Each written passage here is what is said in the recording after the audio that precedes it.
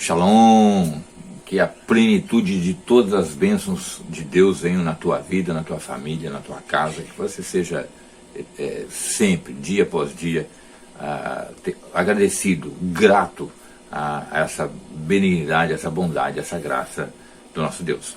Eu quero hoje trazer um assunto muito interessante sobre a Akedah, que é a amarração de Isaac, naquele quase sacrifício dele, né, pelo próprio pai, que teria que oferecê-lo a Adonai numa oferta num sacrifício de elevação. Será que Isaac sabia que ele estava sendo conduzido para o seu próprio sacrifício? Será que Isaac sabia que ele estava sendo conduzido para o seu próprio sacrifício? Qual a reação dele diante dessa situação que aconteceria na vida dele, e que seria algo para um jovem, né, vamos dizer assim, algo que colocaria um fim na vida dele, mas também um propósito? Será que Abraham estava profundamente disposto a fazer esse sacrifício? Será que Abraão, quando Deus lhe ordenou que levasse seu filho Isaac para ser sacrificado no Monte Moriá, estava extremamente convicto dessa ordenança e dessa prova de fé? Veja comigo no vídeo e procure entender as circunstâncias, as lições e o que o próprio Deus quer de cada um de nós, né? Hoje eu quero trazer um assunto bastante interessante chamado a Akedah, a amarração de Isaac. Akedah significa em hebraico amarração, né? Ele foi amarrado e colocado sobre uma pilha de madeiras, sobre um altar de pedras, no Monte Moriá, para ser sacrificado. E as escrituras, né, a Tanakh, nos relata, desde o início até o final desse episódio chamado Akedah, muito importante no judaísmo, da ordem que Abraão recebe da execução dessa obra, ou quase da sua plenitude, né, dessa execução, e do papel fundamental de Isaac nessa obra de sacrifício de elevação. Ou seja, será que Isaac sabia que estava sendo levado para o seu próprio sacrifício? E se ele sabia, será que ele tinha aceito ser o próprio sacrifício? E por que Adonai requereu isso de Abraham e justamente de Isaac, a quem ele deu a Abraham? Que situações, que circunstâncias, que lições estão implícitas dentro dessa narrativa da Akedah? Eu quero que você veja comigo, desde o princípio nós vamos descobrir palavras muito interessantes que nos levam a pensar, que nos levam a refletir sobre essa lição da Akedah. Depois dessas coisas, pôs Deus, Gênesis 22, depois dessas coisas, pôs Deus a Abraão à prova e lhe disse: Abraão, esse lhe respondeu: eis-me aqui. Henene, em hebraico. É a mesma expressão que Isaías diz quando Deus pergunta: quem enviarei? Ele diz: eis-me aqui. É uma prontidão de alma em servir a Adonai. Acrescentou Deus: toma teu filho, teu único filho Isaac, a quem amas, e vai à terra de Moriá, oferece-o ali em sacrifício de elevação sobre um dos montes que eu te mostrarei. É sobre Moriá, tá certo? O Moriá é o mesmo monte em que Adão ofereceu os seus sacrifícios, é o mesmo monte em que Noé também ofereceu sacrifícios, é o mesmo monte onde Jacó, né, Yaakov, teve a visão da escada, de anjos subindo e descendo. É o mesmo monte do templo, onde Davi manda construir ou melhor, faz o projeto da construção, e Salomão é que vai construir o templo no Monte Moriá. E o Monte Moriá, ele é o lugar onde também foi construído o segundo templo e onde será construído o terceiro templo. E o pico do Monte Moriá ainda existe, está lá debaixo da cúpula dourada, né, da mesquita muçulmana, mas é uma área que pertence a Israel. Tá? No futuro nós vamos ver o desfecho disso, né? Mas tinha que ser nesse lugar, é o lugar de adoração, lugar do centro, onde o universo e a terra se encontram, é um lugar celestial. Por isso que Jerusalém ela é sagrada, ela é o lugar, é um lugar espiritual. Você olha para uma cidade física, mas ali é um portal, como disse Jacob, né? É um portal dos céus, é o lugar onde céu e terra se encontram. E tinha que ser ali, não podia ser em qualquer lugar. Então, quando Abraão recebe essa ordem, é para sacrificar Isaac em Moriá. E é um sacrifício de elevação. Normalmente, a Bíblia traduz como oferta de holocausto, sacrifício de holocausto. Mas a expressão hebraica, lá, significa elevação, que sobe.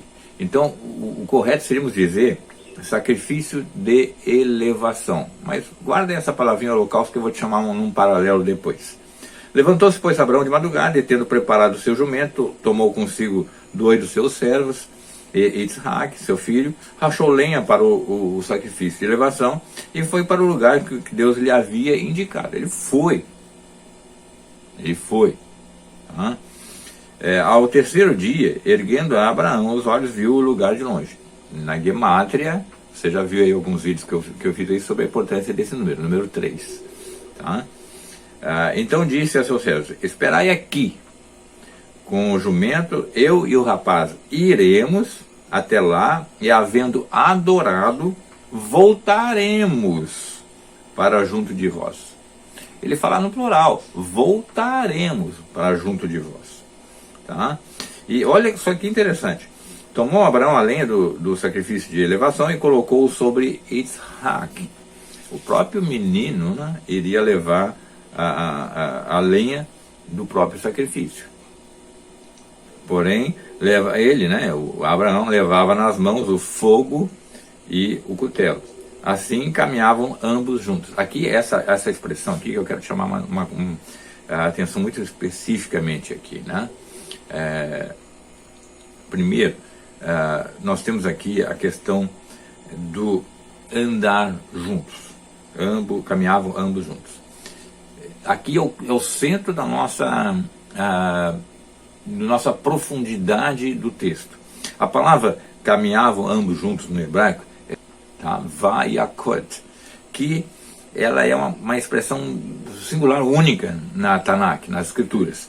Ela não tem uma repetição dessa expressão. E ela tem um sentido muito especial. Se você olhar, né, vayakot,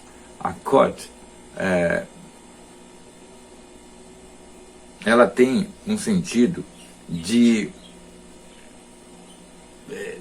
uma unidade, de uma perfeita unidade, né? Como um casamento, né? Homem e mulher, quando casam, eles se tornam num único propósito, certo? Como quando Adonai diz a Israel da sua relação com ele, né, de estar no meio de Israel, andar no meio de Israel, há uma unidade de propósito e de autoconsciência, né, de consciência, né? Israel sabe do seu papel, da sua missão vocacional, sacerdotal e real, que Adonai lhe deu. E também, no casamento, quando eu falo ali, homem e mulher realmente estão verdadeiramente casados, ambos reconhecem a sua missão e caminham juntos com o mesmo propósito. Então, quando nós temos aqui vayakot, nós temos a nítida expressão hebraica que revela que num dado momento Isaac já tinha ciência dessa sua caminhada para o que seria, né? Ele já estava imbuído dessa visão que o pai tinha, dessa missão que o pai tinha, e ele já estava trazendo para si essa missão. Vamos lá. Então eles caminhavam ambos juntos, no versículo 6 ali, né? Yavai Yakot, no hebraico. E olha só de novo ali, ambos, quando Yitzhak disse a Abraão, seu pai, meu pai, respondeu Abraão, eis-me aqui, meu filho. Perguntou-lhe Yitzhak, eis o fogo e a lenha, mas onde está o cordeiro para o sacrifício de elevação? Yitzhak não era um menino bobo. Eu digo menino porque assim, nós temos duas. Rashi diz que ele tinha 37 anos, né? Ibn Ezra diz que ele tinha 12. Então, seja 12 ou 17, ele não era bobo. Ele sabia, já tinha visto seu pai fazer sacrifício de ofertas a Adonai, e ele sabe que os elementos são necessários, né? Você não tem um sacrifício sem fogo, sem o cordeiro, sem a lenha, esses elementos que compõem um sacrifício. Então ele está vendo tudo ali. E ele diz, mas pai, vamos conversar aqui. Onde está o cordeiro que deve ser oferecido em elevação? Né? E aí o pai respondeu Abraão, Deus proverá para si, meu filho, o cordeiro para o sacrifício de elevação. E seguiam ambos juntos. Note de novo, a palavra se repete, ambos juntos. No versículo 6, caminhavam ambos juntos. No versículo 8, seguiam ambos juntos. Vejam que há uma conivência, vai a kod, no hebraico, em que Yitzhak caminha com seu pai, mesmo ele está faltando o cordeiro. Como é que alguém vai subir um monte Moriá para oferecer um sacrifício sem o elemento do sacrifício? Então, aqui nós entendemos no hebraico que Yitzhak sabia desse sacrifício, né? E eles vão lá, chegaram ao lugar que Deus lhe havia designado, ali edificou Abraão um altar, sobre ele dispôs a lenha, amarrou Yitzhak, seu filho, e o deitou no altar em cima da lenha. Veja o seguinte, amarrou, né? Daí vem a expressão akedá, né? A amarração. Ele não bateu no filho, ele não deu uma anestesia para o filho, ele não entorpeceu o filho, ele amarrou Yitzhak. E para amarrar precisava de um ato voluntário, o filho se submeteu àquela amarração, certo?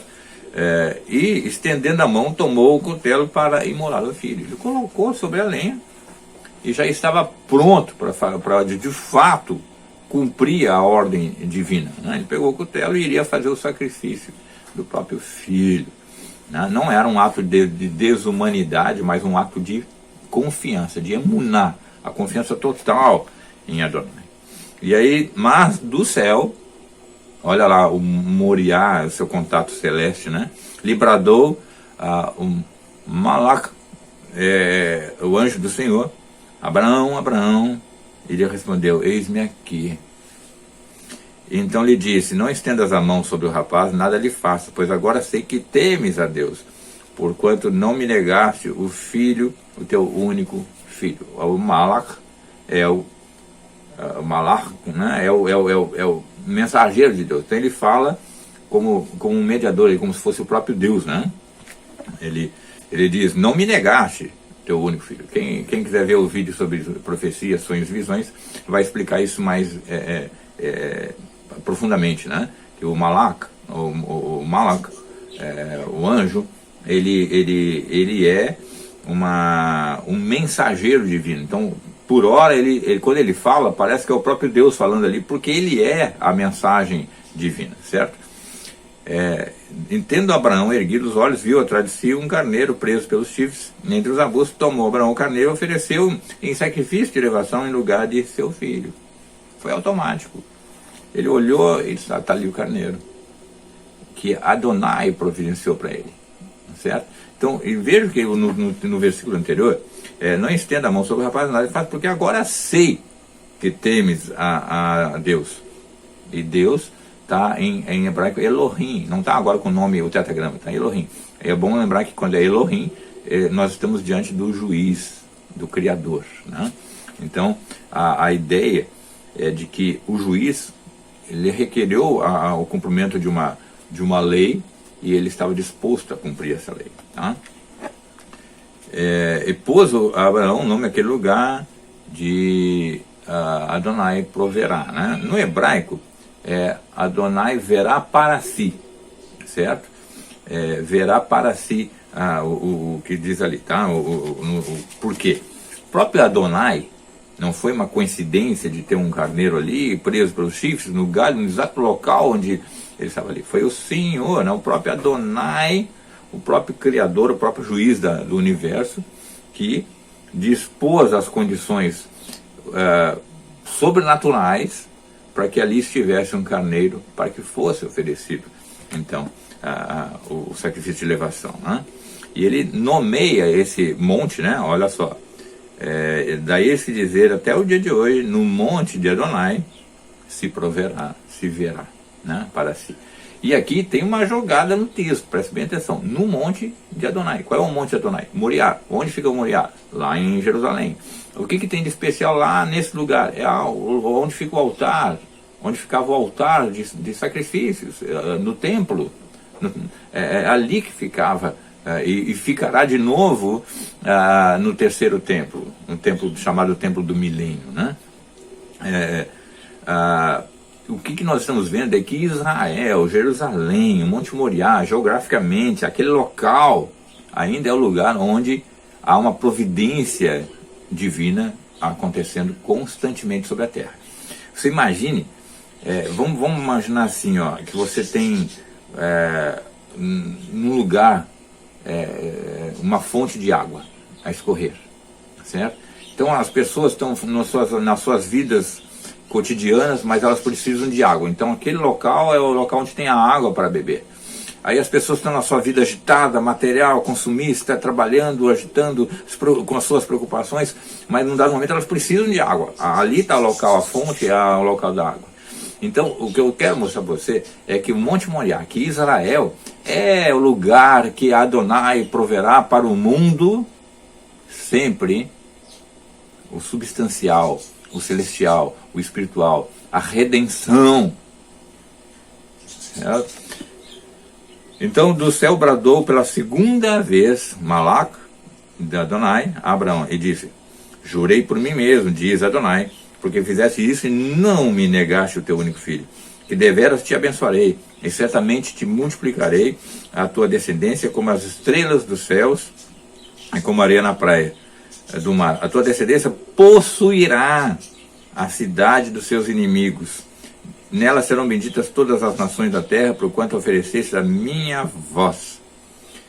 Então voltou a Abraão aos seus servos, e juntos foram para Beersheba, onde fixou residência. Né? Olha que interessante. Israel vai possuir todas as nações. E aqui não é só uma questão, vamos dizer assim, pensar no aspecto militar ou econômico, mas a ideia espiritual. Israel a descendência que é Israel vai tomar posse de todas as nações do mundo, através do seu ministério, através da sua missão vocacional, da sua missão sacerdotal que Israel é. Então o que nós estamos vendo aqui, gente, eu vou provar isso para você também de diversas maneiras, historicamente, que o sacrifício, o quase sacrifício de Isaac, a Akedah, ela se repete continuamente na história mundial. Então vamos lá. Primeiro eu quero chamar a atenção para você que Abraão ouviu diretamente a ordem de Adonai sobre tal sacrifício. Agora o Yitzhak ouviu do seu pai a ordem do sacrifício. Então Abraão ouviu a Adonai e Yitzhak ouviu o seu pai. Existe aqui uma mediação pela fé, pela emuná. Veja que o Isaac não teve contato direto com a ordenança de Adonai. Ele poderia ter de questionar e dizer, mas eu não ouvi Adonai me dizer nada disso. Mas ele disse, meu pai ouviu, então que se faça em mim. E aqui está a beleza do texto também espiritual. Israel, ele ouviu de Adonai a Torá. E o mundo vai ter que ouvir a Torá através de Israel. É a mediação. Israel é a mediação. Tá? Abraham é considerado o pai da fé. Yitzhak é o filho do pai da fé. Então ele traz no seu DNA a fé, né? Ele é o grande patriarca também de Israel. E quando se fala patriarca, não é apenas questão de descendência, de ascendência, é questão de autoridade espiritual. Tá? Yitzhak é o modelo de emuná, de fé, porque ele se permitiu ser amarrado na sua akedá para ser oferecido como prova de fé de Abraão para Adonai. E ele é considerado o primeiro Kiddush Hashem. O que é o Kiddush Hashem? Consagrado a Adonai. E essa expressão, Kiddush Hashem, ela vai se perpetuar. Até nossos dias hoje, tudo nós dizemos que é Kiddush Hashem, tudo é consagrado para Deus. Quando nós fazemos a mesa do Shabbat, nós temos os elementos ali que são consagrados para Adonai. É o Kiddush Hashem, né? Kiddush, consagrado, né? Hashem ao nome, né? ao Eterno. Vejam bem, os judeus, por causa desse Kiddush Hashem, de serem consagrados, de serem constantemente a amarração de Yitzhak em si, né? Ao longo da nossa história nós temos exemplos disso. Judeus morreram nas cruzadas católicas, nas cruzadas cristãs, por causa dessa fé, dessa emuná, que o cristianismo não aceitava e caçou os judeus como se fossem animais, né? Almas sem conhecimento. Quando também o cristianismo tentou impor na marra a conversão de judeus, os judeus que não aceitavam essa conversão ao cristianismo distorcido a partir do século IV, um cristianismo que não está fundamentado essencialmente nas escrituras, muitos morreram por causa disso, seus filhos foram sequestrados. Muitos morreram nos pogroms russos, né, muitos morreram nos pogroms russos, que foram aquelas perseguições russas contra os judeus por causa da sua fé. Muitos morreram na Inquisição. O cristianismo executou, queimou, matou milhares de judeus por causa da fé. Então tudo isso são akedás, tudo isso são sacrifícios de elevação. E o nazismo, historicamente, é o caso mais drástico, né? Onde 6 milhões de judeus foram mortos, mulheres grávidas, crianças, bebês, homens, meninos, meninas, foram todos mortos pelo nazismo, né? Numa atitude do ódio espiritual que Hitler, a semelhança de um anti-messias, tinha pelo povo de Israel, pelo povo judeu. Então ali, por que é o holocausto nazista, né? Porque para o mundo que não tem uma compreensão maior das coisas espirituais, ali houve uma mortandade de judeus, e houve de fato, né? 6 milhões de judeus morreram. Mas aos olhos espirituais houve um sacrifício de elevação. E Israel, os judeus foram colocados num altar diante de Deus e foram oferecidos em elevação a Adonai. Por isso que é holocausto. Olá, daí vem a palavra olá, né?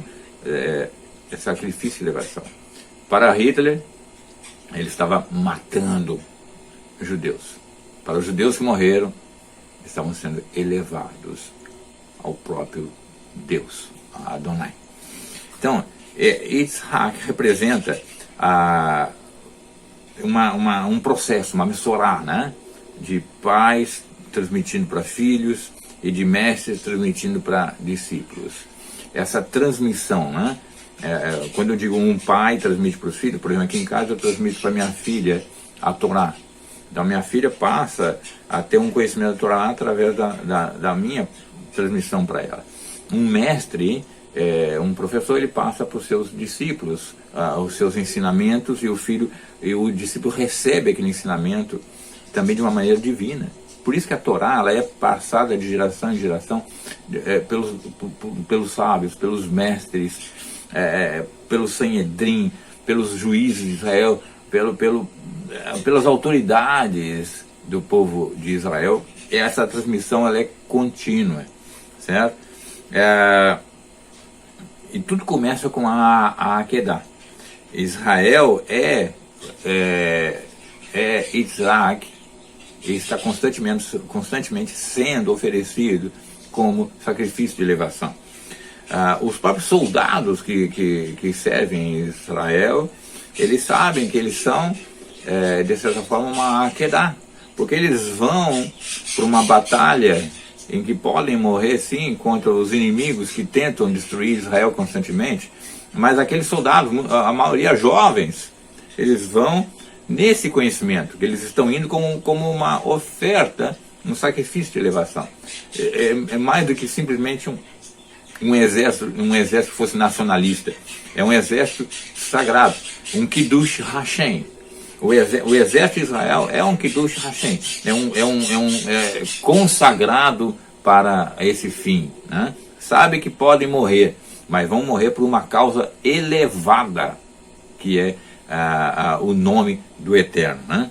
E, por fim, lembrar que é no Monte Moriá se proverá o sacrifício, se proverá a vida, se proverá a bênção, se proverá o carneiro, o cordeiro, se proverá todo um canal de bênção para a humanidade inteira. Guarde isso, porque aí tem uma grande lição também, tá? Então, essa é a belíssima história de Akedah, a amarração de Israel, em toda a história da humanidade. Que Adonai te abençoe e te guarde. Até mais.